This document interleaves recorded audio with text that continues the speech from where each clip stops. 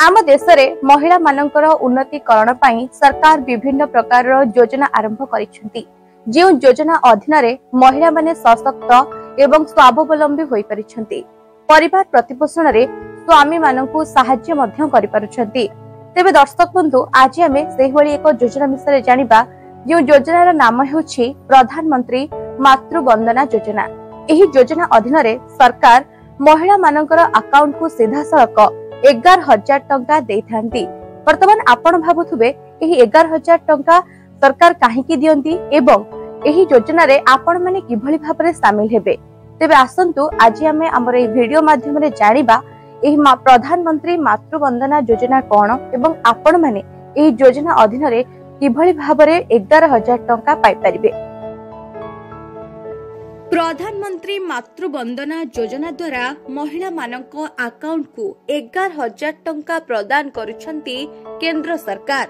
जदि आपण एपर्यंत एहार लाभ नै नाहंती तेबे आपण एक बड़ लाभरू वंचित होई पारंती। एही योजना गर्भवती महिला को आर्थिक सहायता प्रदान करे, जहा द्वारा सेमानंकर ओ सेमानंकर पिलार उपयुक्त जत्न निया जाई परिबो। जदि आपण गर्भवती किंबा प्रथम थर पाई मां हेबाकू जाउथुबा कथा काहाकू जानंती तेबे एही सूचना आपणक पई बहुत गुरुत्वपूर्ण। प्रधानमंत्री मातृ वंदना योजना गर्भवती महिला मानक पई एक प्रमुख केंद्र सरकारकर योजना।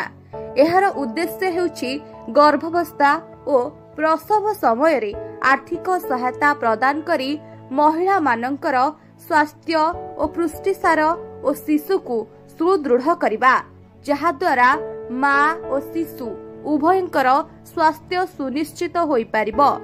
एही योजना अधीन रे सीधा सड़क लाभ हस्तांतर माध्यम रे महिला मानक अकाउंट को सीधा सड़क पांठी स्थानांतर करा जाए। प्रथम संतान पई 5,000 टंका 3टी किस्ती रे प्रदान करा जाए। गर्भावस्था पंजीकरण परे प्रथम किस्ती, स्वास्थ्य परीक्षा समाप्त करिबा परे द्वितीय किस्ती और शिशुर जन्म प्रमाण पत्र और टीकाकरण रेकर्ड दाखल करिबा परे तृतीय किस्ती। एही टंका गर्भावस्था रे पुष्टिसार, स्वास्थ्य परीक्षा, विश्राम और जरूरी चिकित्सा आवश्यकता को पूरण करिबा पई प्रदान करा जाए। जदि द्वितीय संतान झियो होइथाए तेबे सरकार द्वितीय संतान पई अतिरिक्त 6,000 टंका सहायता प्रदान करती।